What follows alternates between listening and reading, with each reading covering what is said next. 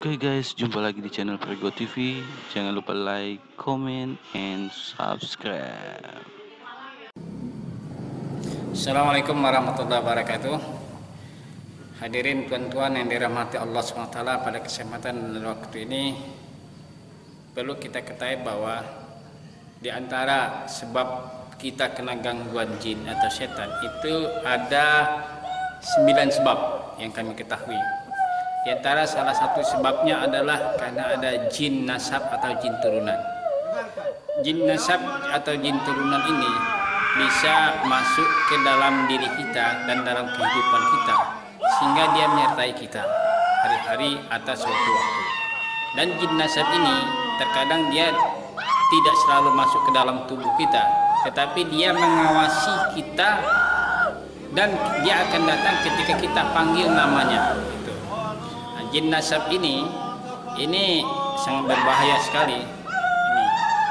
Kejadiannya ataupun kenapa ada jin nasab ini, pertama mungkin dahulu nenek moyang datuk kita, kakek kita atau saudara kita pernah jadi dukun besar, jadi dukun hebat.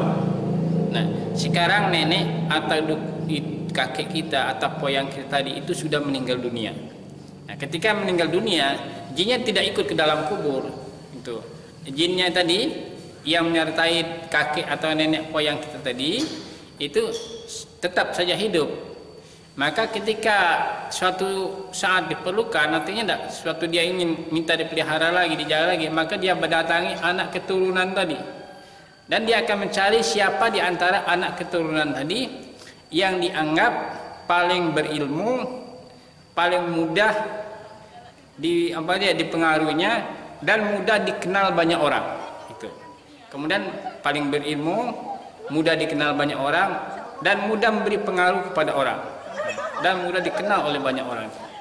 Pamannya dalam seperti ini, ketika dia sudah meninggal, dia minta diwariskan dari ilmu-ilmu pedukunannya tadi, ilmu-ilmu sihirnya, ilmu-ilmu yang menyesatkan tadi, termasuk ilmu pengobatan. Sehingga tidak salah suatu saat itu ada anak keturunan kita itu menjadi dukun atau menjadi orang hebat. Itu baik dia masih kecil atau sudah besar atau sudah dewasa, tanpa sekolah, tanpa belajar ilmu, dia jadi dukun hebat, sehingga jadilah dia dukun terkenal.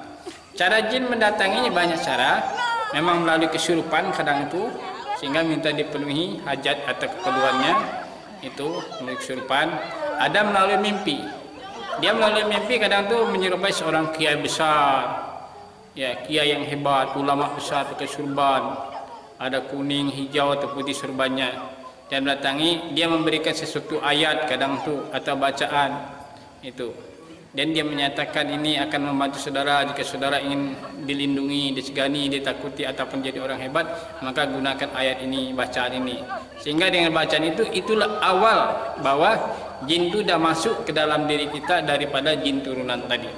Nah ketika kita sudah memulai dan mengamalkannya itu dan diketahui mulai beberapa orang, kita akan menyebar. Itu akan menyebar kepada sekian orang. Oh, si anu atau si A, si Fulan telah jadi orang hebat, bisa mengobati orang, bisa menyelesaikan masalah orang. Nah, hal seperti ini membuat orang terkenal. Akhirnya orang berdatangan. Padahal dia sendiri hanya dapat ilmu melalui mimpi tadi. Baik itu untuk pengobatan, menjadi kekuatan. Dan pada kesempatan itu juga semua ilmu-ilmu yang dari nenek moyang tadi, kakeknya tadi, itu akan mulai masuk berguyur ke dalam tubuh yang bersangkutan. Jadilah seseorang tadi menjadi dukun hebat. Maka tidak salah mama kita temui ada seorang anak kecil kadang tuh yang dikenal menjadi dukun cilik. Sekolah tidak, sama tidak, ilmu tidak, tiba-tiba jadi dukun cilik, jadi orang terkenal. Dan banyaklah orang berdatangan. Dan ini salah satu cara jin setan menyesatkan orang. Sehingga banyak dengan asbab dukun ini tadi, jin nasab ini, orang tersesat, orang jadi percaya, orang jadi syirik, mendatanginya, minta berkah, minta ilmu, minta pengobatan, minta jimat. Inilah pula daripada jin nasab atau jin turunan minta pelihara.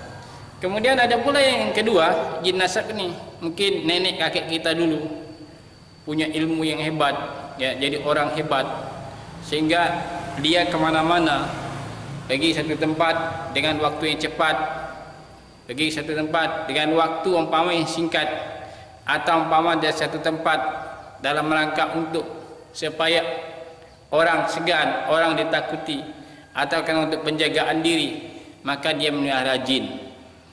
Dia melihara jin ini, dan jinnya akan menyertai dia kemana-mana. Dia akan menyertai dia kemana-mana, dan ketika dia butuh, maka cukup dia menyebutkan namanya saja, memanggilkannya. Itu. Atau dengan cara memanggil nenek moyangnya, ya, nenek moyang dipanggil. Siapa nenek moyangnya? Maka dipanggil nenek moyang tadi, maka dia akan datang. Ini dalam bentuk seperti jin akuan, seperti harimau, ada buaya, ada beruang, sebagainya. Dan inilah jin nasab dalam bentuk akuan namanya. Sehingga orang memelihara, menjaga ini jin dalam bentuk bahasa kita akuan. Nah, ketika akuan ini dipanggil, maka dia siap membantu, siap membela seseorang yang seseorang tadi ini akan dia bantu sebagai penyelamatan bentuk dirinya. Maka ketika kita sudah memiliki itu, kita lebih yakin.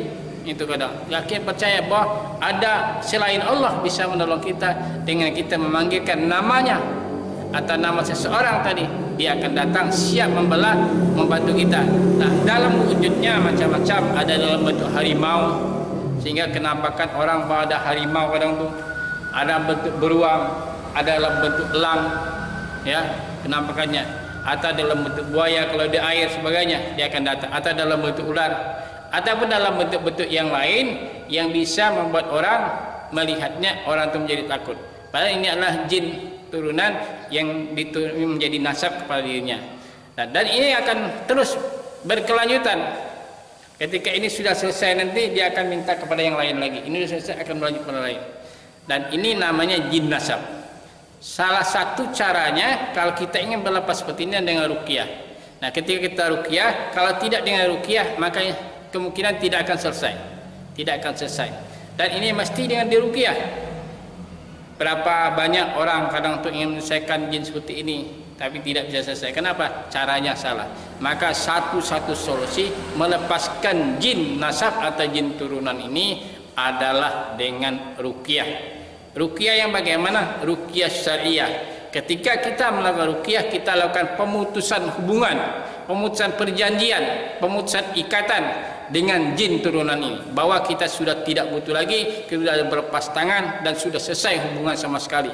Dan mulai detik ini kita tidak ada hubungan sama sekali, tidak ada ikatan sama sekali. Kita berjanji kepada Allah dan kita memohon kepada Allah untuk diputuskan hubungan ini. Tak kala putus hubungan ini sudah selesai, maka jin turunan itu silakan kembali kepada alamnya dan kita berlepaskan diri dari mereka dan kita hanya bergantung kepada Allah Subhanahu wa taala. Ini jin turunan. Dan pada saat ini jin turunan ini masih sangat banyak di tempat-tempat kita, ya. Terkadang itu hanya bentuk dan model yang saja berbeda. Kalau zaman dahulu mungkin melalui perdukunan besar sebagainya, atau melalui seseorang. Kalau zaman sekarang sudah agak lebih maju lagi, ada istilah nama sekarang, ada dukun cilik dan sebagainya. Ini adalah dalam bentuk-bentuk ini wujud daripada jin turunan tadi. Tuan-tuan yang dirahmati Allah SWT, adakah jin turunan ini di sekitar kita pada saat ini?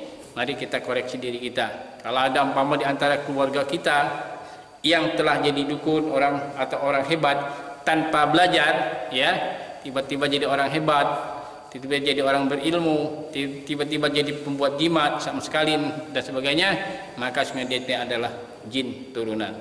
Atau tiba-tiba seorang ini jadi orang hebat, disegani takuni tanpa ilmunya, kemudian muncul tiba-tiba seperti ada harimau, ada kumbang, ada beruang, ada buaya, ada ular, ada elang sebagainya yang selalu mengawasinya, membuat orang takut dan ngeri sebagainya, maka ini adalah jin turunan.